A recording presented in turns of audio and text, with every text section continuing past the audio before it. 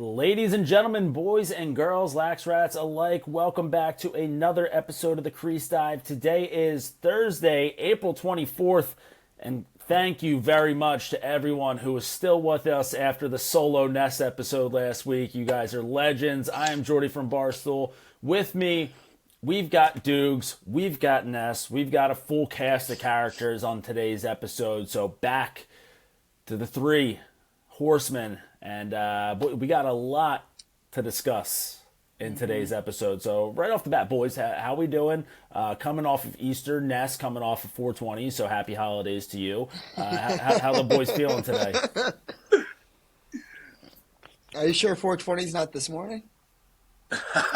No. Just still feeling the good vibes from that great double holiday I had on Sunday. So Nessler treats 420 like it's Hanukkah. He's got 8 days of it. No, I'm feeling pretty good. Can't complain. How about you over there, Doogsy? I'm doing good. No complaints. Notre Dame kick-ass win this weekend. Last day. Barstool is today, Wednesday, April 23rd. So, yeah, doing well. But, yeah, I guess we'll just go into that. Yeah, you kind of teed yourself up for it right there. Obviously, I would imagine that everyone who listens to the pod is pretty tuned in to, Doogs' life, Ness's life on social media. But Doogs, congratulations to the young man. Accepted a new position with another company, so he'll be moving on from Barstool.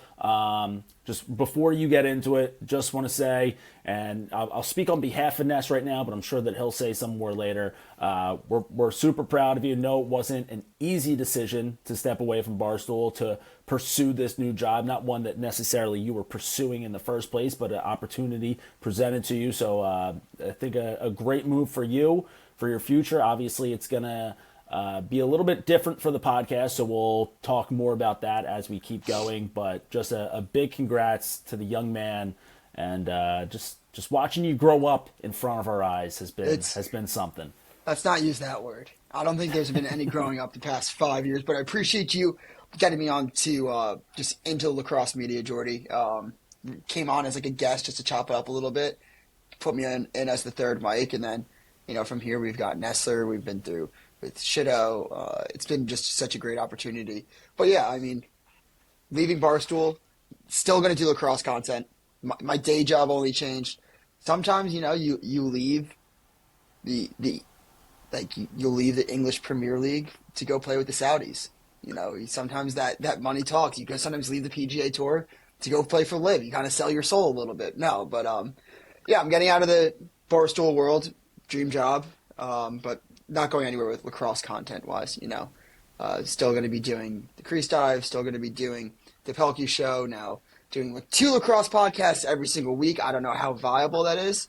And, one of them is kind of has to, takes precedent right now. So I'm going to be on the Pelkey Show every week, but this is one that I'm going to try to do as much as possible with our chaotic schedules. Maybe if there's a Sunday that all lines up for us, I will be on it. A night where Nessler's like, hey, I need you on, like, I'll be there. But my seat's not going anywhere. I know people are in the DMs being like, does this mean Doogs isn't doing lacrosse at Barstool anymore? I'm not doing lacrosse at Barstool anymore, but that does not mean that my seat is ready to be filled just yet. I ain't going anywhere just yet. But there will be a rotating cast of characters, I believe. Nessler, Jordy, you guys want to touch on that more? Yeah, well, real quick, let me jump back in here because you mentioned chaotic schedules coming up. I don't know if I mentioned this on the podcast yet or not, but quick shout out to me, congratulations to me as a 2-time sex haver. So everyone, I have my daughter right now. She's a little over a year. Now we've got twins coming up in the summer. I don't think I knew that. I didn't either. Oh, what? They didn't know it was twins. Neither did I. Dude, you guys check your text messages. I've absolutely said that they were twins. No, we didn't. No. Unless we didn't read like babies and we just saw baby. We're gonna have to run back the tape on the group thread. But yeah, we've got twins. Wow. Coming up in the summer. which means that'll give me 3 kids under the age of 2 this summer. So like especially during the PLL season this year, like my life is going to be very chaotic, very chaotic. It'll be great. It'll be beautiful. It's going to be awesome. But at the same time, that's like 3 kids, 2 arms. Going to be tough for me to hop on the mic all the time. Obviously going to be difficult for Doogs to hop on the mic to do 2 podcasts every week. So right now, like Ness is in the driver's seat, right? He's got his hands on the wheel. He's got one hand on the wheel. He's got another hand on the joint. There we go, just cruising around. But so, we'll finish out the college season. PLL season's going to be a little sketchy schedule-wise for me. But that's why, like, we knew. Like, Doogs and I, we knew before we actually even knew that you can't sit there. You can never have to rebuild entirely. You always have to be looking to retool. So we knew we needed to bring Ness in as an intern last year because at some point he was going to have to fill in that driver's seat. So, Ness, the keys are being handed over to you. You'll have one of us, as much as you can, and then bringing in another just cast of characters, and I can only imagine the cast of characters that you'll be able to bring into the show. Yeah, I will tell you this: I'm not tuning into the D3 tournament preview. Listen, it's a bunch of guys that went to a fake school that's got cancer. No, I'm kidding. Quick shout out to St. John Fisher lacrosse. What a cat! Yeah, don't sleep on St. John's Fisher. But no, everyone always says that. There's not going to be when I am hosting, when I am bringing on a cast of characters, I'm going to try to keep it as D1 focused as I can, with still showing love to the D3 boys as always. But I don't want to change the tune of the podcast too much because I like what you guys have built. You guys let me come into your world, and now like you guys said, a lot of moving parts. I've had some interesting people reach out to be on the podcast, people that are easy yes, and some that are going to be hard to get on here. But I'm happy to interact with anyone who has interest in coming on. If you have people you want to see on, let us know, and I'm excited. But I just want to say I have 2 congratulations here. I was sitting there. Congratulations to Jordy, twins. First time ever hearing that today. I know he's going to say he told us, but totally did not. So congrats to him. Then also, first official one on record. Congrats to my boy Doogsy. He kind of brought me along like the little dog in the sidecar, the motorcycle, for the last 2 years. So thankful to him and Jordy for giving me this chance. But Doogs is taking a big step up. You want to see your boys win it. And when it's not an easy decision, that's usually a good thing. So I'm happy to see he was able to figure out what was the best move for him. So the pod's not going anywhere. So we're still going to be here, and we're going to make sure we're having a lot of fun. So looking forward to it. January 3rd, 2025. I said I'm 100% in for the college season, but I'm probably going to have to be out for the end of the PLL season. Twins coming in late July. Wow. Reply from Matt Nessler. Twins. That's like a 2-ball in the PLL. Real-time fact-checking brought to you by Steve Jobs and Apple. Thank you very much. Oh. That's rock and roll. Okay, that's on me. So what date was that, though? Did the day end in Y? Yeah, Nessler was stoned out of his mind. Stoned out of his mind. Fuck. No, Nessler, I think you're going to crush it. There's definitely going to be some episodes where I'm very much looking forward to who your guests are and who you decide to bring on, because I feel like you're going to really hit on some of these. And then I just know that once in a blue moon, you're just going to get the most random fucking guest of all goddamn time. That's just going to be like mind-blowingly random. That will be the episode that I'm like, I have got, like, that's going to be the must. Like, I'll do like a must-watch Nessler episode. But for one that me and Jordy aren't on, I'll do like 1 to 2 label must-watches.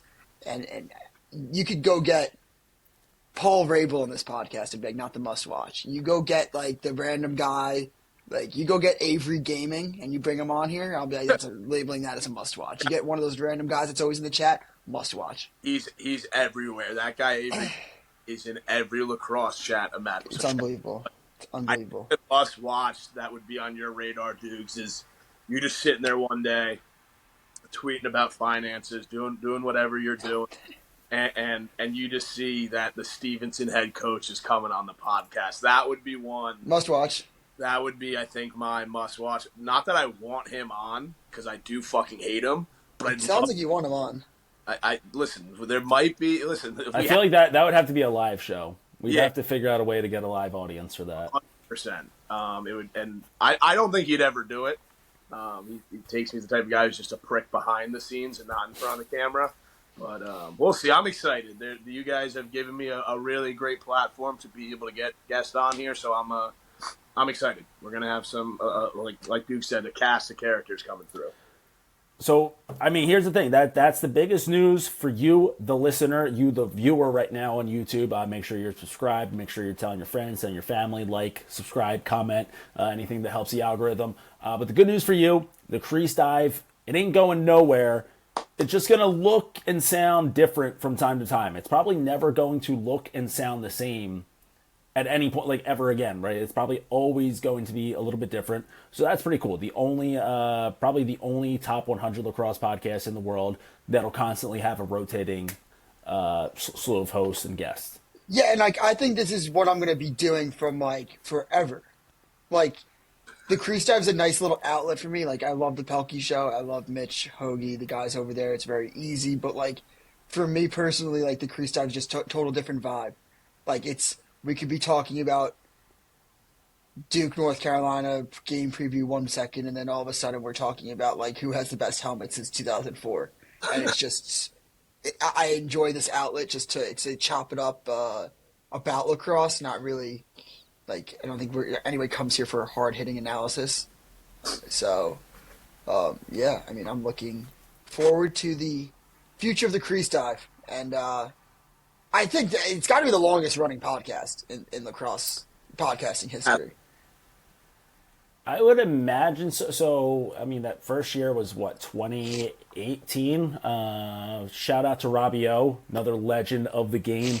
Robbie O, I got to reach out to him soon. What a fucking guy. Yeah, so from Robbie O, 2018, that was a year that Yale won. So, yeah, I'm pretty sure that was the year. 28. So this is what, season 8?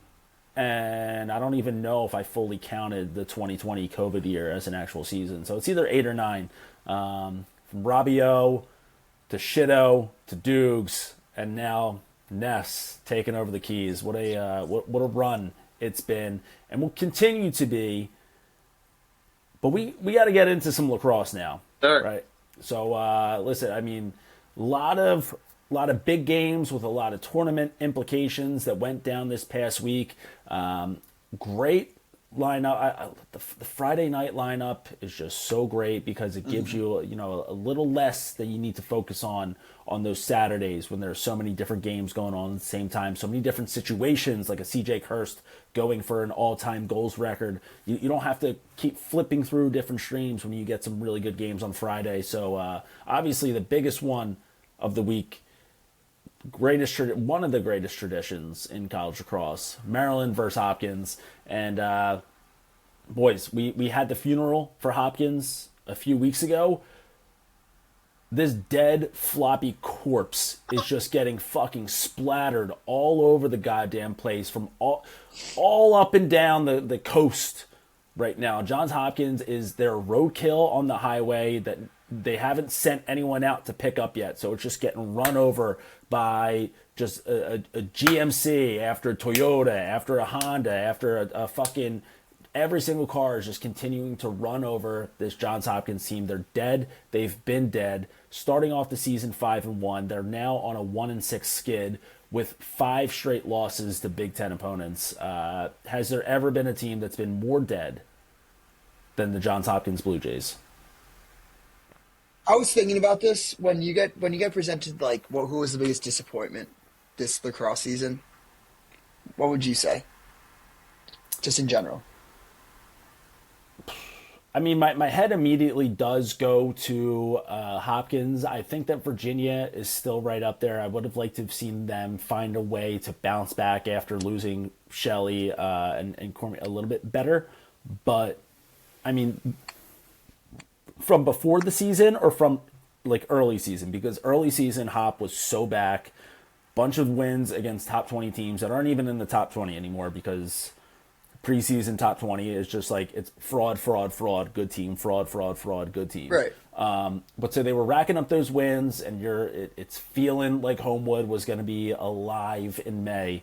And now from where they went in February to where they're at right now and coming up on the last weekend of April, clearly it's them. Although maybe from the beginning of the season, I guess Virginia would be more of a disappointment to me. But justifiably so. You lost like your best player in program history. I do think that Virginia is one of those programs where it's like, all right, like everybody's fucking like a top recruit, so like you shouldn't have a year like this. I mean, I think they brought in like 3 straight number 1 recruits in the right, country. and so. I know that the freshmen like were banged up and redshirt or whatever, but when you consider exactly what you just said, like Virginia possibly, but Hopkins started off the year and they were what, like 5-0? Now they have the same record as Virginia.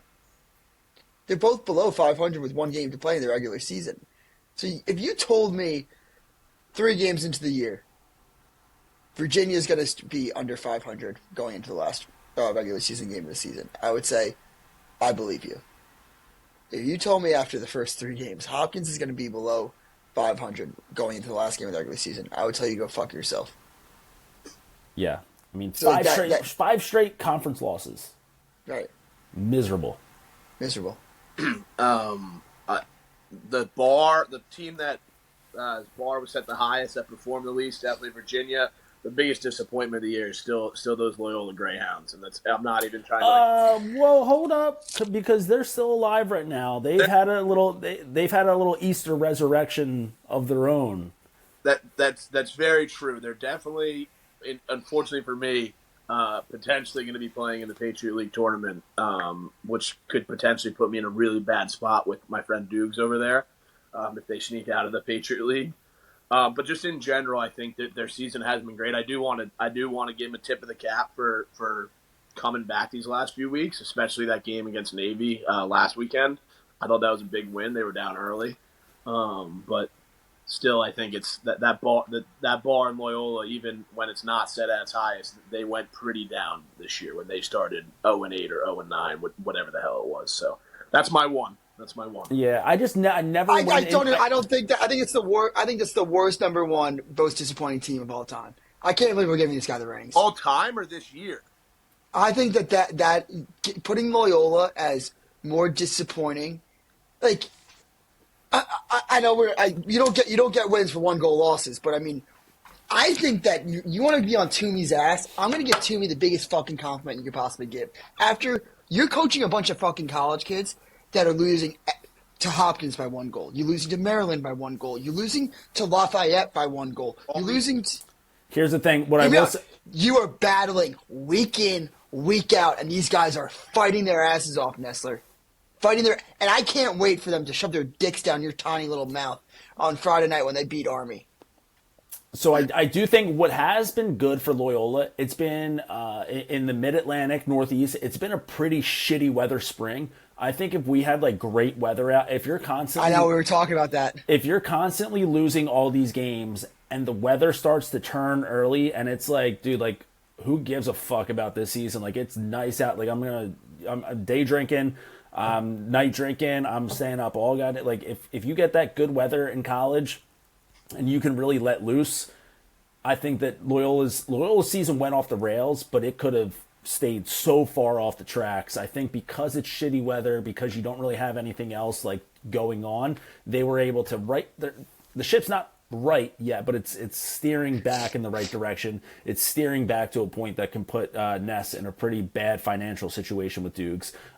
So they have lucked out with shitty weather in this area. But yeah, you're not so far off of the most disappointing team. You're probably only a few miles off because you just travel a few more miles down the road, and it's clearly Hopkins. And I mean, that game on Friday night against Maryland, like, it wasn't even like Maryland put on this like disgusting display of superiority. Like, defensively, Maryland played great. Like Maryland's defense, shutting them down the whole time. And dude, when they get the ball up and out in transition, I don't think that there's any team in the country that can move the ball in transition as like methodically perfect as Maryland does. Like it's just boom, boom, boom. Looking for that one more, ends up in the back of the net. So Maryland, like they had Urksa had a big game, but it wasn't like it was like a complete takeover game. Just defensively, they were great. In transition, they were great. And then Hopkins just proving again that they don't really have what it takes to play at this portion of the season. And what is a running theme on this podcast, putting coaches on a hot seat. Okay. It is interesting how we've almost never brought up Milliman's name.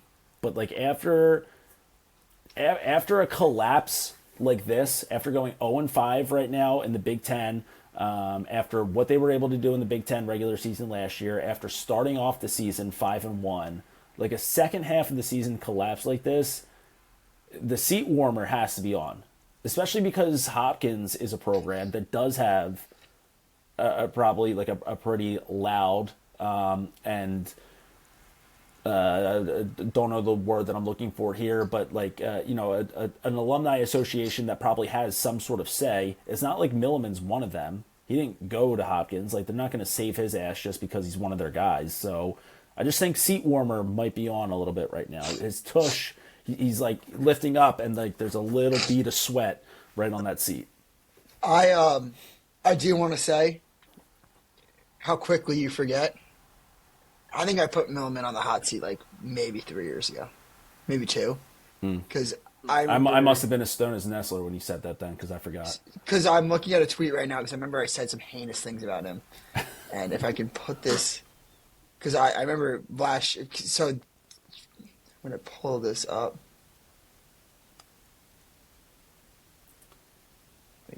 Yeah, promote that tweet. Yeah, promote the fucking. I've never been more wrong about a man than Pete Milliman. That was March 2nd, 2024. Now you've never been more right. Yeah. So that's a theme of your takes. You're always right. Too early. That was too early. But no, I mean you are right. Should we do the hot seat? I mean, remember the Bresci thing last year when we started looking into it and we decided we should fire him? Also, by the way, we'll get to North Carolina.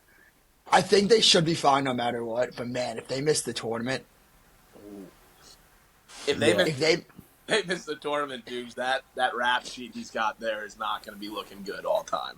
No, this I do not know how you have him another year if he misses the tournament this year.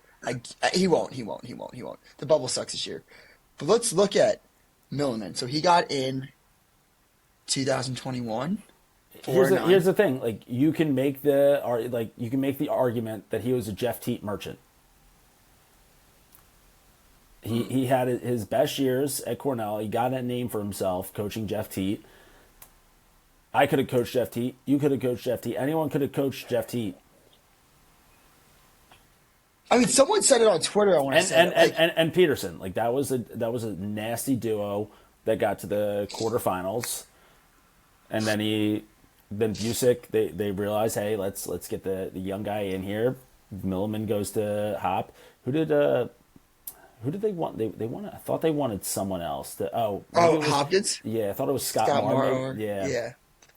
Everyone thought it was bullshit that Milliman got it. Maybe that's where my take came from. But he started off back-to-back years below 4-9 his first year, 7-9 his second year, 12-6 his third tournament, 2024 tournament, 11-5, and then this year. So he's had 3 years below 500. Now, was Kyle Marr in school while all that was going down? No. Okay, because I was going to say maybe he didn't want to coach it, but like here's the thing, like Albany. Oh, right he was now, pissed. Yeah, and like Albany right now, they're 6-8. They're not looking good. They're going to have to go on a run in the America East tournament if they want to make. Like maybe there's a way where hey, we can right our wrongs here. Maybe we made the wrong decision on the wrong guy. Scotty boy, like you did a great job. You did everything you could up in Albany, but come back home. Are you firing him this year, or is this like you got one more? If you're the AD, because Hopkins is one of those programs that like they could just Influential. That was the word I've been looking for when I was talking about the alumni association. Like I feel like Hopkins alums have a pretty influential alumni group who, you know, they're probably sick and tired of seeing their boys just not show up in April and May. Might want some changes. Might want to get one of their own guys in there. So, you know, if I'm and here's the thing, like, not that like they need to make money off of athletics. Like I feel like the price tag to go to Hopkins is pretty high. Like I feel like they're definitely making their money on all those doctors who are going there. But like this is your one D1 sport. Like it's not like you have a basketball or a football team that can kind of take the heat off of you like you could at Ohio State. Like this is your sport. This is your program. So yeah, I would. I'm reading this right now. Somebody said on Lacrosse All-Stars, March 14th, should Hopkins lacrosse fans be worried? Like, yeah. Yeah, they should. I want to see who is in the running to be a coach. Like, I don't really remember the search besides Scott Marr and Milliman. Was there any other alumni that were like, Now were they? I was gonna say, were they thinking about giving Crawley the job, like straight? Because he still would have been pretty young, fresh faced. He would have been very young. And you know, good win for them this past weekend at High Point. The Fighting John Crawley's taking down St. Joe's. That makes the A10 real. Like now, that's without a doubt a one-team conference heading into the tournament. So tough, 100%. tough go for the St. Joe's Hawks, who. Doogs, you've also jumped on that St. Joe's. I'm not getting off. You're not. Yep, and I'm not getting off either because I do need one Philly team to make a good run in the tournament. So I'm still I still believe the Hawk will never die, but the Fighting John Crawleys to get that win over St. Joe's put themselves in a really good spot in the A10 tournament coming up here. So obviously Richmond's still leading the way in that conference, but High Point getting in. Dude. If there's actually one kid who you're listening to this podcast right now and you want to find one kid to watch who's going to blow your goddamn mind as you're watching him play, and it's not going to be, you know, the Dom Petromalas or the Joey Spalinas or the CJ Kurz or anybody else. I believe it's Justin Wickstead, High Point. This kid, shiftiest Dodger in the country, and I'll put another 1,000 from Nest on that. Find me a shiftier kid in the country than Wickstead in High Point. That's gonna be tough. I'm already not doing so hot with these $1,000 bets, so I'm CJ Kurz. Different shit. I mean, I don't think CJ has that. Actually, let's get into. Should we talk about CJ right after this, and then we'll get into any more games? Because I do, now that my brain is on like it's a different shifty. He's a more dominant Dodger, but like I'm talking about. We can get into CJ. I'll ask. I want to ask you guys a question. First off, he's going to break the goals record. Right. Congratulations. Best college lacrosse player ever, yes or no? Yeah. See, here's the thing. I'm saying no. I hate what has happened. I hate ring culture, but I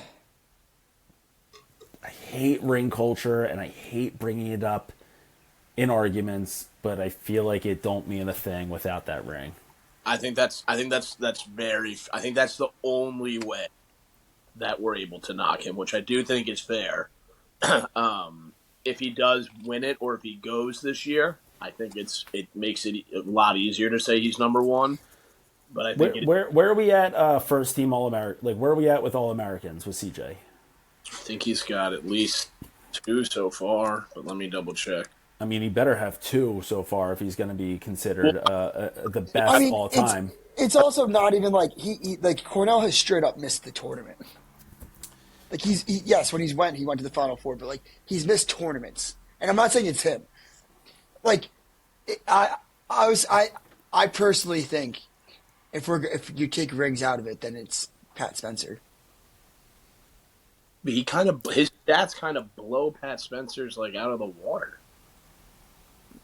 Like if we're just going based off of just like your game, like your stats, like CJ Kirsch does everything.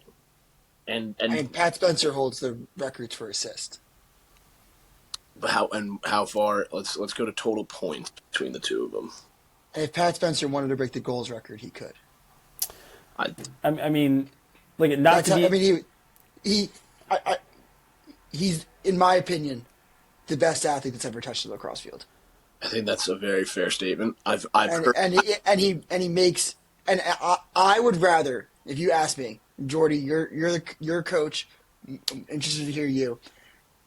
If you ask me for the number one goal scorer versus a guy that can make the team better, and I'm not saying CJ Kirsch doesn't make the team better. Obviously, he fucking does. But like, I like a guy that can distribute the ball, be a playmaker, more than the guy that's like the goal getter can put in the back of the net. That's just me personally.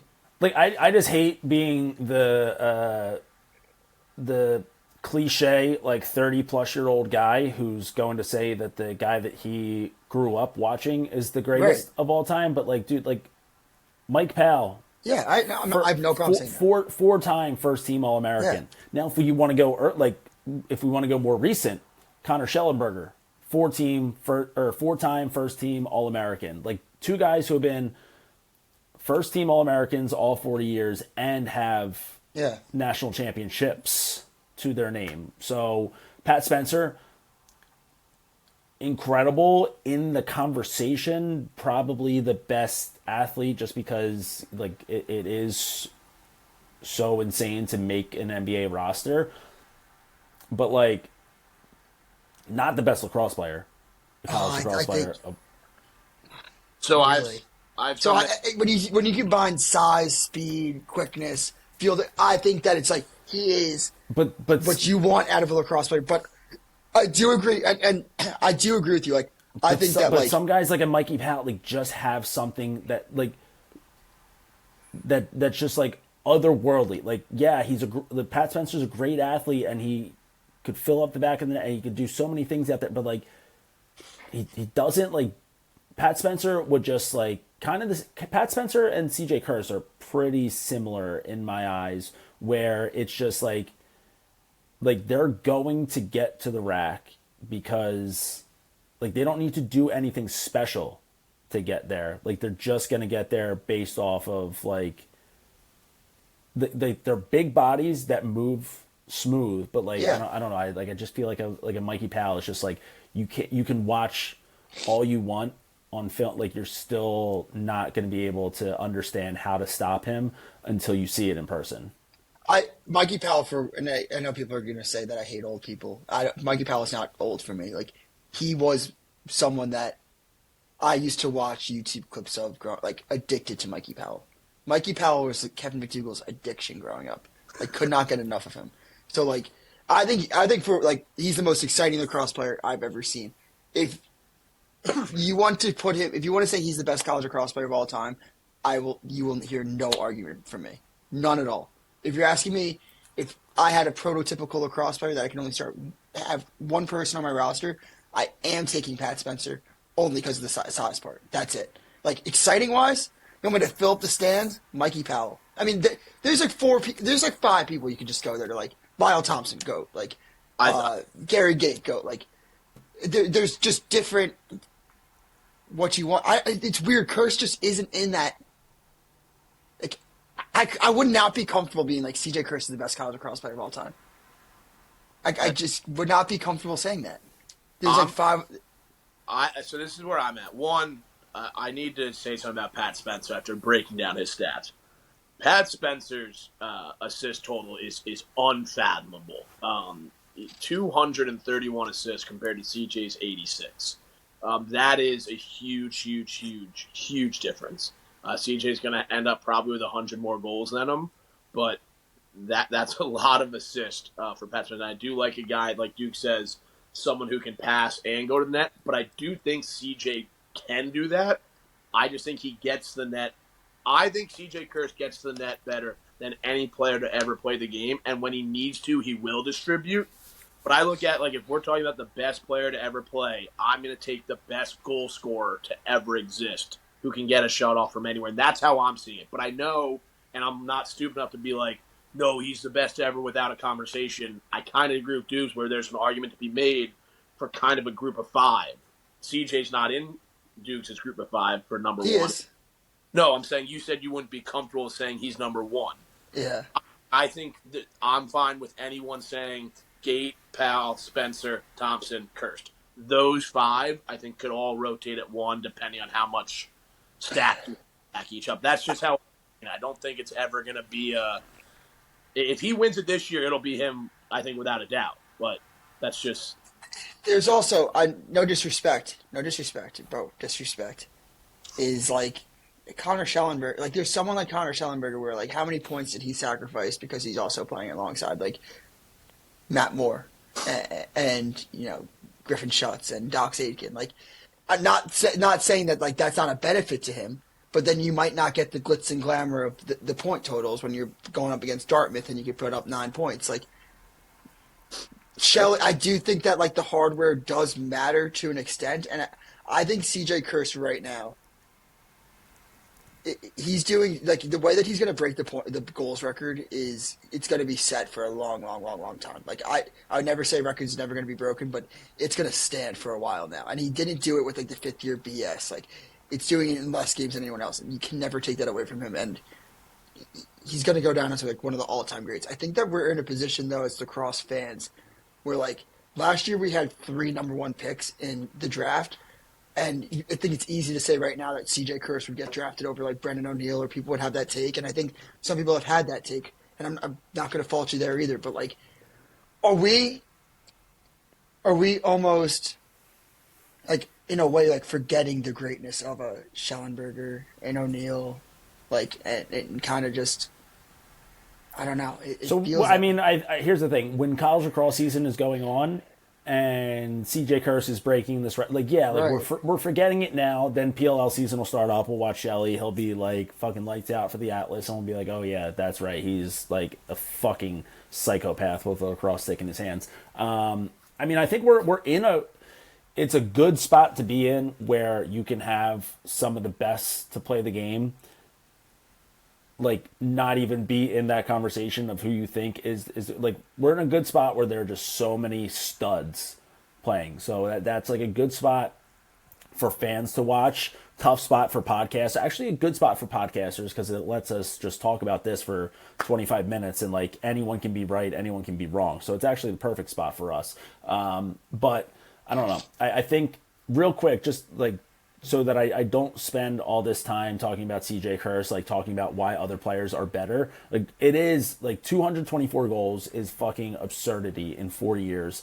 And like the way that he's doing it, where he is, like Ness said, like just getting to the fucking rack whenever he wants. Like, yeah, Peyton Cormier, like great goal scorer, but like you have Connor Schellenberger feeding you the ball. You have Xander Dixon feeding you the ball. Like you're an off-ball guy who's getting a lot of great looks from great players around you. Like CJ's just everyone knows he's going to the cage.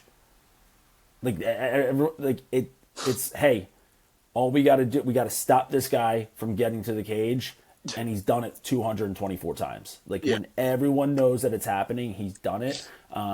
So it's just when I'm thinking about the best of all time, if I'm ranking criteria for it, like it's how many first team All-Americans do you have? How many national championships do you have? Then we can get into Tewaaraton a little bit. I don't always think Tewaaraton's like the greatest way to determine like greatness because like Rabel doesn't have one and like you can't deny him. Do it. Do it right now. Do you think CJ Kirst with the national CJ Kirst with the national championship in a Tewaaraton this year jumps Paul Rabel all time on the list of career greats? He jumps a lot of people. I mean, the goals record, the way that he's breaking the goals record, to get a Tewaaraton, to also be like. The 5th year senior BS that everyone's going through and all that, like, not BS. I mean, obviously, like, COVID happened, which, if it's real or not, that's up to you. But, like, he's going up winning Tewaaraton's against, like, generations, like, as Backhav, Brennan, like, Shelley, Matt Moore, or whatever, Well, he's whoever getting won his it, like tour time after all Logan's. those guys left. Right, no, but like to win a Tewaaraton, to break the goals record, I mean, you'd at least have to say it's the most. I think it would be the most impressive season out of a college lacrosse player I think ever. I think he's hunt. Yeah, I think it might because I'm Lyle's points per, like does Lyle still hold the single season points record? Couldn't tell you right now. It was I a mean, lot. dude, yeah, because I don't know. Like there were those years where it was like Sowers, Chris Gray, and like Ben Reeves would all have like a $120. Yeah, that was crazy. It was like 3 years in a row they'd all have. I think the biggest thing, the difference between like when we're having these arguments is like I'm not arguing the most accomplished player of all time. I'm basically like what I'm saying is just strictly off of like what I've seen from these people, and, like watching them play, and like that's part of the reason that unfortunately like I like Duke says with the older guys, like I don't have as much like film and knowledge about them besides just their stats, and I know those stats are unbelievable in championships and whatnot. But like since the time I've been on Earth and I've watched lacrosse, I've watched every level of lacrosse. I've never seen a player who dominates the game like CJ Kirst. And if he continues, I just know I'm comfortable saying that's the best lacrosse player ever. And I just don't know if I can go stat for stat as far as career accolades. But also, like, I'm an eye test guy. Like, I have eyes. We're all watching the same thing. He's just that much better than everyone else. I think that's kind of how I'm seeing. I don't know if he'll ever be able to officially jump the accolades without a Tewaaraton and a Natty this year. So that's sort of where I'm at with the number one all time. Lyle Thompson, career single season leader with 100, or not career, but single season leader with 128 points. Grant Ament, we forget Grant Ament 2019, 126 with 96 assists that year. Lyle third place again with 121. Ben Reeves highest was 115. Chris Gray highest 111. So yeah, Lyle still has it. And I don't think that we're going to see 128 broken this year. No, I don't think so. And then also, just a side note going through CJ's stats, he's putting the ball in the net at a 50% clip right now, which is like almost, I don't know how easy it is to find shooting percentage. Do you blame that on shitty goalies? Just a generational, just shitty goalie? Like everyone grows up. Doogs was a goal. He grew up watching Mikey Powell highlights, just with a fucking thing of Kleenex and a bottle of lube. Yeah, all these kids growing up watching Mikey Powell highlights, watching Paul Rabel highlights. Now they're going to be growing up watching Shelley O'Neill. Like all these kids watching these highlights of these great, prolific point and goal scorers. Everyone wants to be the next one. Who's watching Kit Turner highlights? Who's watching, Logan McNain? Like, who's going to be the next great goalie? Like, we had Liam. I get it, but is it just really, really shitty goaltending, which is why CJ Kurz is able to break this goals record right now? You have to wonder. Peyton Cormier set the record just a matter of months ago, and now CJ Kurz is going to break the goals record again. It's just the greatest era of goal scoring, but could it be because they're just shitty goalies everywhere, especially like D3 colleges like Cabrini? No, so I think it's it's more shitty podcasting on your end than I think it is shitty goaltending. It also could be that just the attackmen playing back in the 70s when you were at your sinus, like those guys, everyone was playing with like wooden sticks and whatnot when you were playing. So the game's just evolved so much. So I know, down at your sinus, when you guys moved into Ocean Grove and whatever community colleges come in and stop you guys out. I know the game might look different when you're watching the real big dogs like CJ Kurz and Shell and put up all these points, but no, the goalie position is in a great spot. There are a lot of young guys looking up to Liam Entenmann. I know this generation, maybe they're watching Matt Nessler highlights. That could be part of the issue with the goal scoring now that I'm thinking about it. But they're taking a lot of penalties. Yeah. Maybe it's because they're coming in and out so much. But no, I think we're fine. I'm not going to slander the goalies around the globe just yet because those are my people, and I'm running out of people. Wow. I mean, if you think about it though, like the Ivies, like have they had a pro goaltender? Have they had an All American? The answer is no. The Ivy doesn't play a lot of defense, so I'm kind of with you there. I like it, Jordy. It's not a bad take. I like that.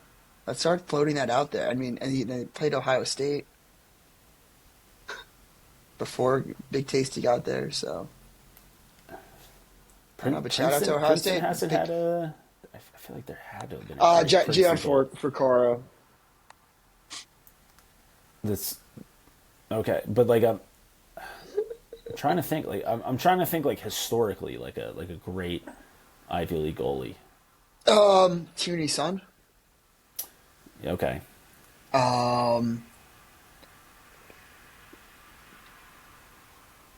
Did Yale have one? I'm not going to have anyone. Jack Kelly Brown. Okay, there we go. There's one. All right. Well, if you want to put up goals at a historic rate, just be a nerd. Make sure you study a lot Chase in school, Erlin? and you can go to a. I don't want to besmirch the Erlin family here, but no. Yeah, make sure you just study, work really hard in school, go to an Ivy League, and you can just put up just sick numbers and fill at the back of the cage because goalies. That makes sense that goalies can't really like go to the Ivy because they're all psychopaths and they all just wouldn't be able to get in there. So all the great goalies are the weirdest ones, and they don't have the brains to go to the Ivy. So that all checks out. Glad that we were able to get that one going. Duke. Or not Duke, but UNC Notre Dame. You talk about Hopkins as a tale of two halves of the season. That game was a tale of two halves, just in the game right there. I flipped that one. Notre Dame had scored one goal, maybe one. It might have been two in the first half. One goal in the first half. Just offense looking anemic. Notre Dame or North. Why do I keep fucking this up? A lot of North Carolina. You got to be able to put your foot on the throats of a team like Notre Dame. If you're going to hold them to one goal in the first half, you got to find a way to just beat the balls off of them in that first half. You got to build up a lead, an insurmountable lead. They weren't able to do that. It might have been 3-1 or 4-1 at halftime. UNC comes back out. I think game was like 5-2 at one point, and then all of a sudden Notre Dame and those butt ugly helmets. I hated those helmets. Notre Dame, you have to constantly wear the metallic golds. That just whatever golds you were wearing, I hope that you left them in Durham for that game because they look so. But it looked like they were wearing practice uniforms. Like everything about that uniform setup did not scream two-time reigning national champs to me. But they did figure out a way to turn it on. Winning face-offs, getting down the field. Chris Cav, couple big-time Chris Cav goals that you gotta have from your number one guy to really rally and spark a team. He was able to do it. Like when he's having those celebrations where it looks like he's gonna give himself CTE, that's when Chris Cav is really in his bag.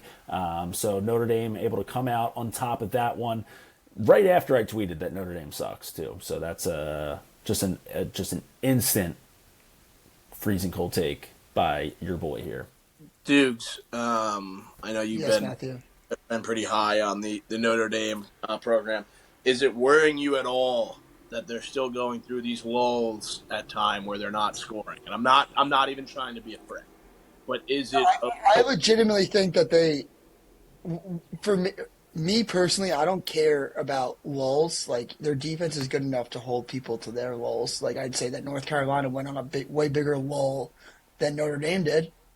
Right, like, and they're like still like when the sheet gets closed, I always feel personally that the average will always fall back. Like they still hit at probably like a 36% rate. Like the amount of possessions that they had, they still got 12 goals. So like they didn't score for the first half of the game, but once they started getting going, like the goals started racking up. So like it's not like the offense, everything kind of fell back.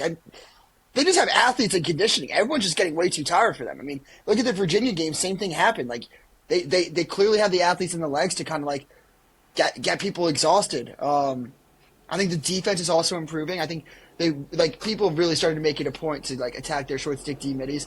Buckner got toasted and then owned his matchup. So I thought he played really well. Ben Ramsey's coming on. Like, they had him playing offense a little bit.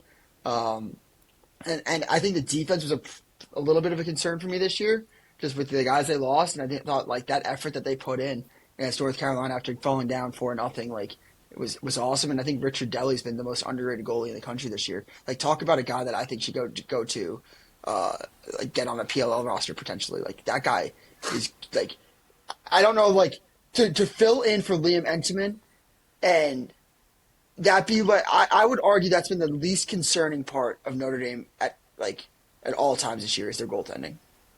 I agree with that. And I think that was the biggest question mark going into the year. I think he's been great. I think he's played with an edge since the beginning of the season. I don't think their defense. Again, I think Notre Dame can win a national championship. I just do think. I think they will win the national championship, to be honest. Do you have that? Do you have that slip in anywhere with our friends over at DraftKings? Did you ever? Yeah, like I don't think there's a question in my like. I think that Cornell better wish that they should pray that they don't see Notre Dame. Yeah. Go on their way to the national. Like that. That's a bad matchup for Cornell. Like, in the sense that I think I actually thought North Carolina was a bad matchup for Notre Dame, but I think that Notre Dame is a matchup nightmare for a team like Cornell. Or is Cornell? Yeah, okay. We don't know. I mean, at some point, it also just comes down to, like, teams that know how to win. Like, you can be a Notre Dame and you can have just a horrific first half offensively. You can be down in a hole and you can just at some point, like, look around and say, all right, boys, like, let's turn the shit on. Like, we know we'll get it going. And, like, there's got to be a mental edge to be on that sideline and be, wearing that uniform, as opposed to, like, a team like Syracuse right now, who, to me, like, they're a team that, like, they can't piece together multiple great performances in a row. Like Notre Dame, even though they go through lulls offensively, they don't worry me in the tournament because I have faith that they'll figure it out. Syracuse in the tournament, like, that's a team that I worry about because they'll have one great game and then they'll follow it right up with just, I mean, they go 2 quarters against Duke without putting the ball in the back of the net. Like, you can't do that once May rolls around.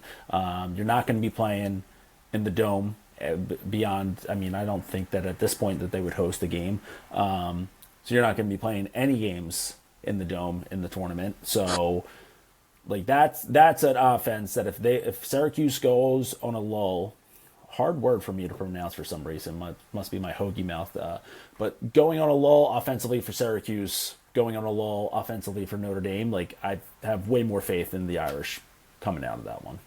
That's fair. Yeah, I think.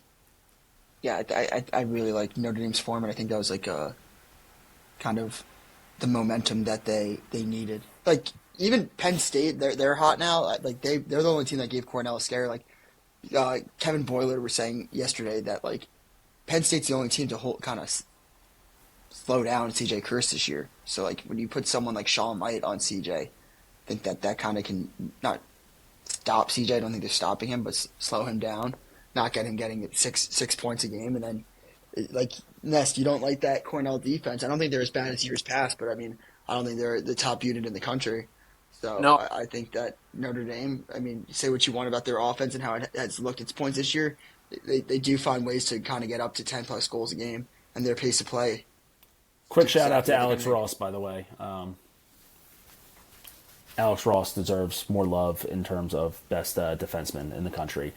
Deserves the same amount of praise that you give to Sean. Not the same amount of praise that you give to Sean Light, but Dude, I just think Sean Light's like a genetic freak. Yeah. Doogs, I think when you mentioned the Cornell defense, that is my worry. However, the biggest issue this year and last year is they were, like, consistently giving up, 15, 16, sometimes 17 goals a game. Whereas just going through their schedule now, they're definitely playing better as a unit. And the goalie at Cornell, I always mess up pronouncing his last name. He's been seeing the ball really well, so that makes me much more confident. But again, I think Cornell and Notre Dame are almost opposites. Where I think Notre Dame has the best defensive unit in lacrosse. I think Cornell is the best offensive unit in lacrosse, and then I think both of their weak points are the opposite end. but that doesn't mean that like Notre Dame's offense sucks by any means. I just think every team you can't be perfect, and if anything's going to go wrong for Notre Dame, it's going to be the goal scoring. So respectfully, too, I think that Notre Dame has played some of the best defenses in the country this year. That's fair. They play an incredibly deep schedule. Can't argue. Like I think Syracuse, I think North Carolina, Maryland, Michigan has a really good one. Ohio State has a really good defense. Like those are some of, in my opinion, I think they're all in the top 10 for defense. I agree with you. All right. Well, real quick. So we have a Doogs. You're going to bring up some numbers here, talking about potential. Are we going to do that? Talk about teams on the bubble going into the tournament, or we can just get into maybe just a quick couple games heading into this final weekend? Quick couple games just because we're nearing an hour. Yep. So before we do that, I do one more shout out to another Doogs take that he was right on. This is giving Doogs his flowers episode. Wow. Doogs been the biggest Providence guy. Guy's been fired up for years at this point. Biggest Providence believer that there is on the internet. Providence getting their first ever win against Denver this year. So Denver, tough year for them so far. But the Friars pulling one out there, the Fighting Bobby Bensons. Times they are changing. The Big East is madness. I have no idea who's getting the auto bid. Villanova. I very much think it could be Providence. It's a tough tournament. It's probably because you figure at this point they have to be a one team conference, so that's going to be without a doubt. Yeah, there's a scenario there, a 2-teamer.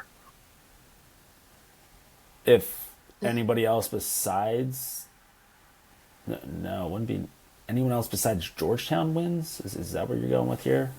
Yes.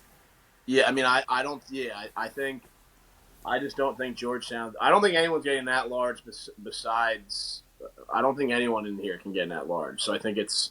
So then it's a one team. Yeah. Yeah, it's a make it take it there. Yeah. All right. Well, so heading into the final weekend of the college lacrosse regular season. Listen, we've got we've got some good Friday matchups. So St. Joe's Richmond, big one in the Big Ten. Two of the top teams, or not the Big Ten, but the A10. Two of the top teams really looking to make a case, a resume builder here, and also probably two teams that are going to have to face off here in about a week in the A10 championship. So this is a kind of one of those games where you don't want to show your full hand in this game, right? Like you know that you have them hopefully coming back up on your schedule pretty soon here.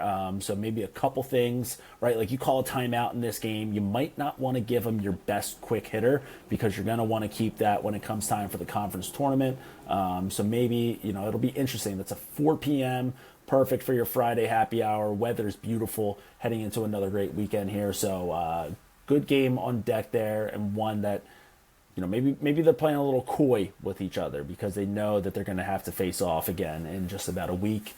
Another good Friday game. Loyola.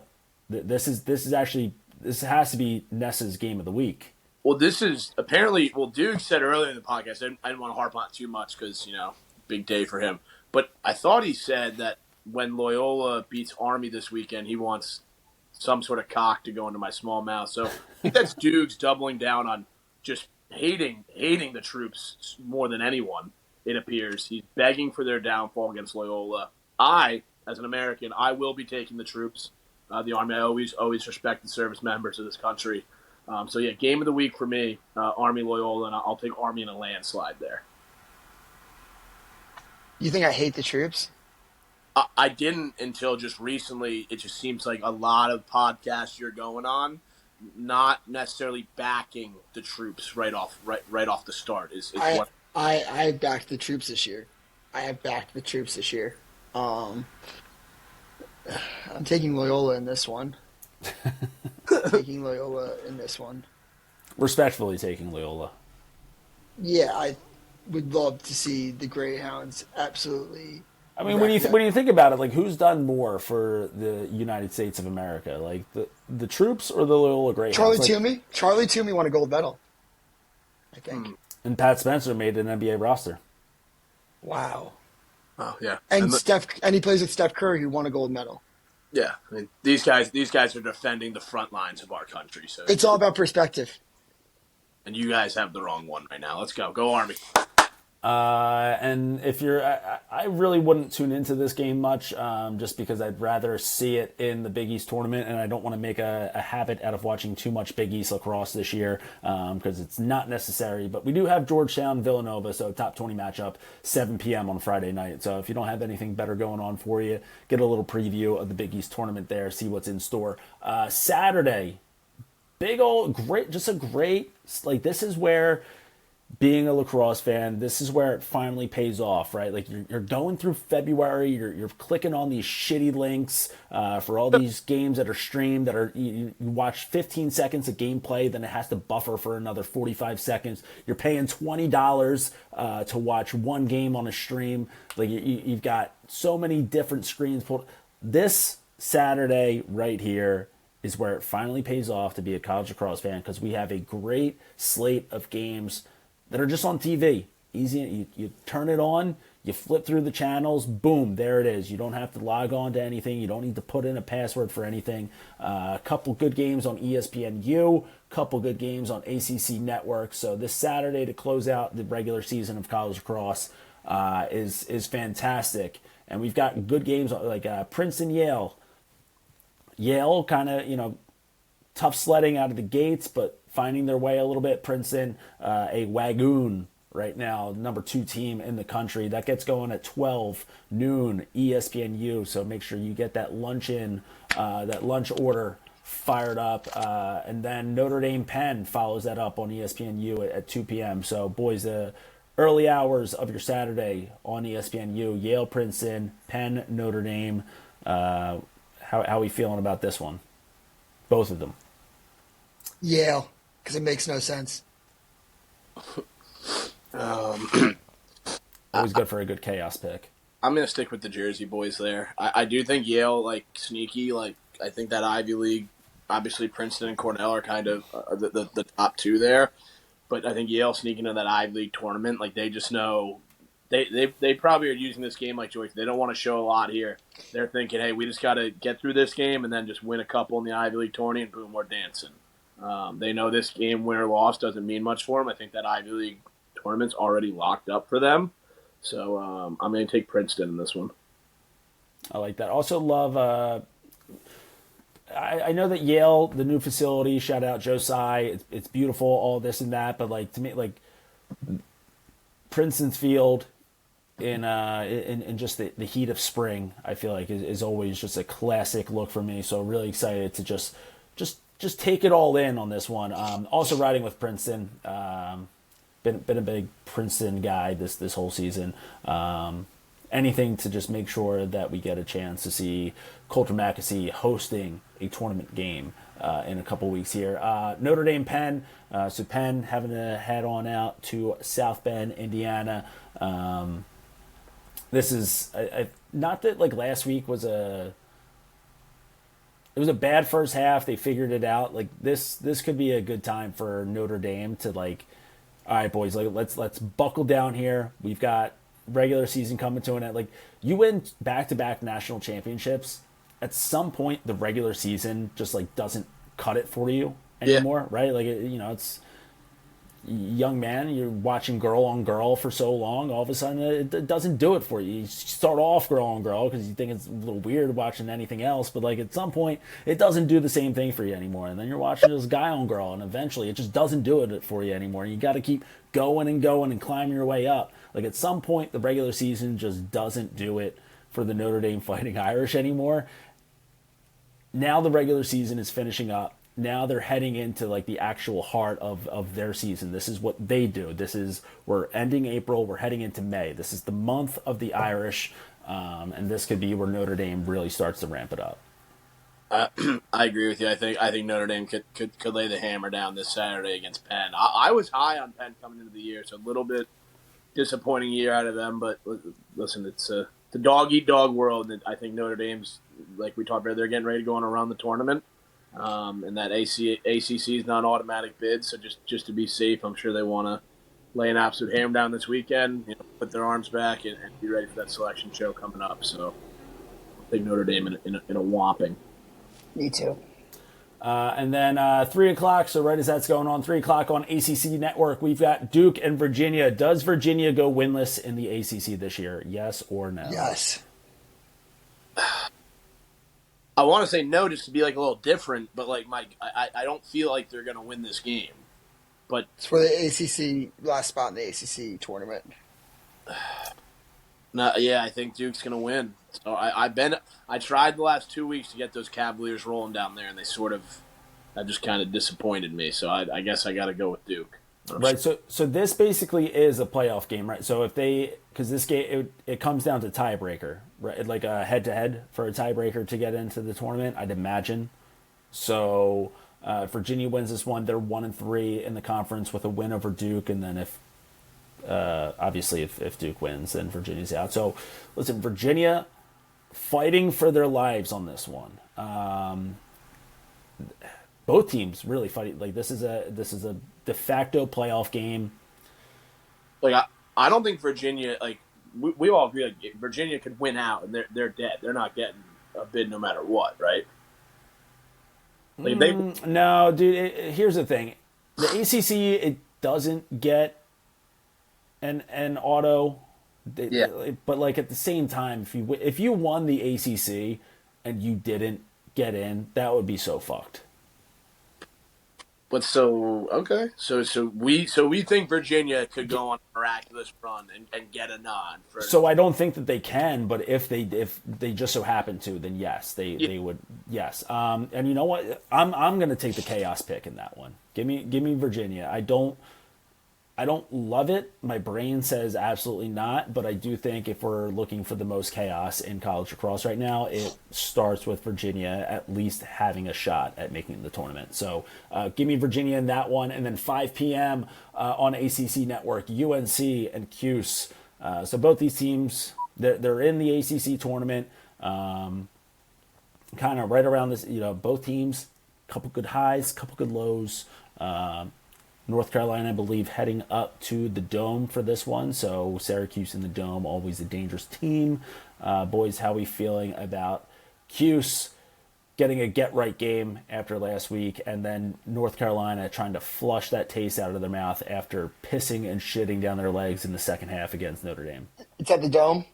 I believe so, yeah, unless it's at some weird... I don't. If it's indoors at the Dome, I'm taking Cuse. Okay. They're the home team. I don't know. Every once in a while they throw in these weird neutral site games, and I don't know what's going on. But if Syracuse is the home team, so I'm assuming that it's in the Dome. I'm sure that we'll get a tweet from someone saying that it's not. I will also be taking Syracuse for my pick. It's with or without Dome, head or no head. I'm taking Syracuse. I just think I think Joey Spallina and that team needs to lay the hammer down, get out of the ACC, and be ready for that tournament. Again, I don't know who from the ACC is going to make it. Again, it's mad confusing because of the no automatic qualifier, but I would think we're going to be seeing Syracuse play in the NCAA tournament, so I'd love for them to get right here and then carry that momentum into the ACC tournament. Yeah, I'm going, if this game, kind of the same thing, going to go ahead and like kind of hedge my pick a little bit here, but if this game was in Durham, I'd be going with North Carolina, but I'm just going with It's at the Dome. Just going with the home team here, so give me Cuse and a raucous crowd in upstate New York. Boys, long episode, but we had a lot to get through today. Final week of the regular season in college lacrosse, so we are gearing up towards conference tournaments, heading up towards May, where it finally all gets going. So thanks for sticking around with us, everyone. Make sure that you are following. We're at the Crease Dive on Twitter and Instagram. Subscribe to the channel on YouTube.